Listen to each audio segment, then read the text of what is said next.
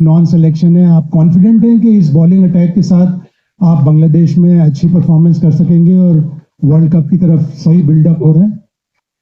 जी बिल्कुल, मतलब मुझे ऐसा लगता है कि मैं पहले भी बोल चुका हूँ बांग्लादेश सीरीज से पहले जो हुई थी कि हमारे पास ऑलमोस्ट ऐसे प्लेयर्स होने चाहिए जो किसी भी प्लेयर्स को किसी भी टाइम पे रिप्लेस कर सकें। तो हम कोशिश वही कर रहे हैं कि ऐसी बेंच स्ट्रेंथ को बिल्ड किया जाए, और मुझे जो भी बॉलर्स जा रहे हैं उन पर भी फुली कॉन्फिडेंट है कि वो वहाँ जाकर अच्छी परफॉर्मेंस करेंगे।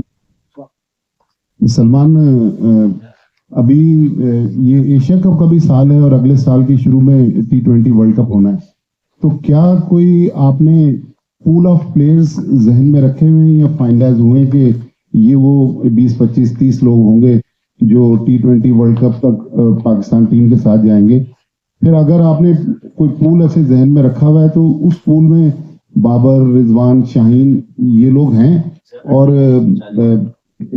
अगर ये जो पाकिस्तान के 3 सीनियर प्लेयर्स हैं इनके हवाले से अभी तक कोई क्लैरिटी आ नहीं रही। जिस तरह उस दिन माइक हैसन भी कह रहे थे कि अगर फखर और साइम ना खेलें तो फिर बाबर की टीम में जगह मिलती है, तो बनती है। तो क्या इसमें कुछ अगर बताना पसंद करें?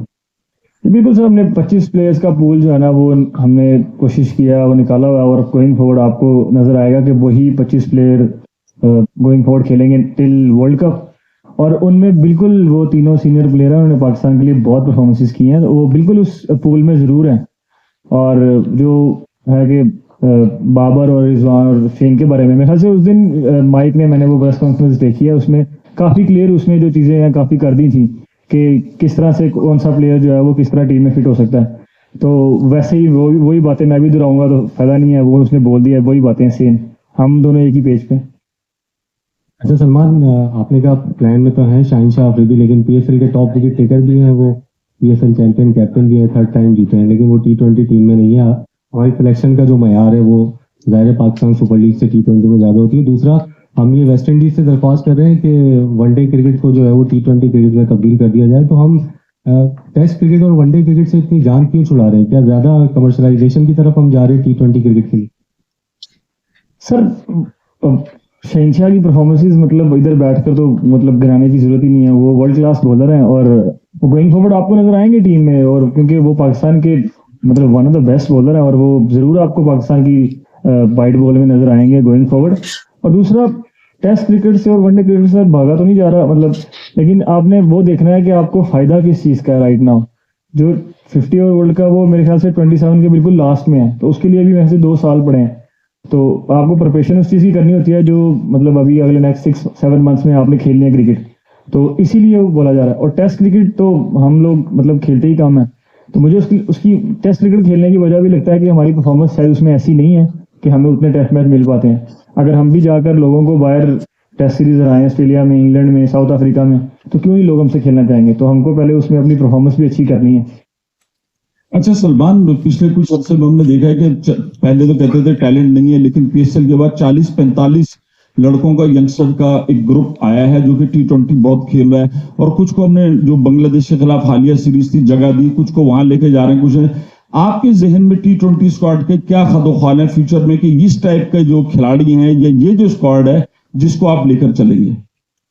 सर, पहली बात तो मैं तो इस बात से कभी एग्री करता ही नहीं कि हमारे पास टैलेंट नहीं है। पाकिस्तान जैसे मुल्क में मतलब जिसकी लेगेसी जो है वो अगर आप देखें तो मतलब वर्ल्ड क्लास प्लेयर्स गिनना शुरू करेंगे तो मतलब काफ़ी टाइम लगेगा। तो ऐसी बात नहीं है कि टैलेंट नहीं है। हाँ, अभी आपने पीएसएल के बाद देखा और बांग्लादेश सीरीज में देखा, जो यंगस्टर्स हैं, इवन जो न्यूजीलैंड सीरीज थी पीएसएल से पहले, उसमें भी देखा, उसमें प्लेयर्स ने अपना आकर मतलब इम्पैक्ट शो किया, और यंगस्टर्स ने भी आकर मतलब काफ़ी अच्छी परफॉर्मेंसेस की हैं। और आप गोइंग फॉरवर्ड देखेंगे कि पाकिस्तान की T20 क्रिकेट इंप्रूवमेंट की तरफ इंशाल्लाह जाएगी।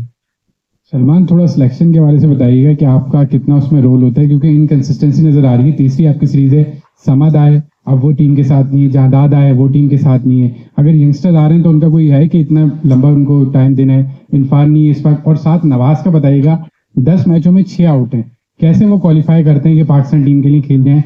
बैड परफॉर्मेंस पर उनको निकाला गया था, जस्टिफाई कैसे हो रही है उनकी सिलेक्शन?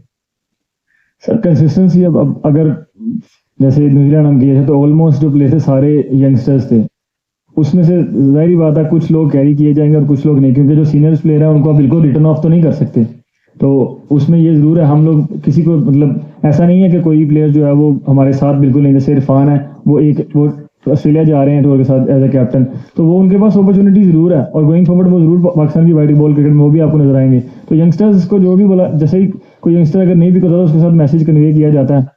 और नवाज सर शदाब के इंजर्ड होने के बाद आपको पता है समटाइम्स सर चीज़ें ऐसी होती हैं कि आपको लाइक टू लाइक रिप्लेसमेंट चाहिए होती है, तो अगर आप वो चीज़ें देखते हैं तो जो चीज़ आपके लिए बेस्ट लगती है वो आप करते हैं। और प्लेयर की एबिलिटी भी देखी जाती है, समटाइम परफॉर्मेंस ऊपर नीचे होना कोई ऐसी बड़ी बात नहीं है, लेकिन एबिलिटी भी देखी जाती है।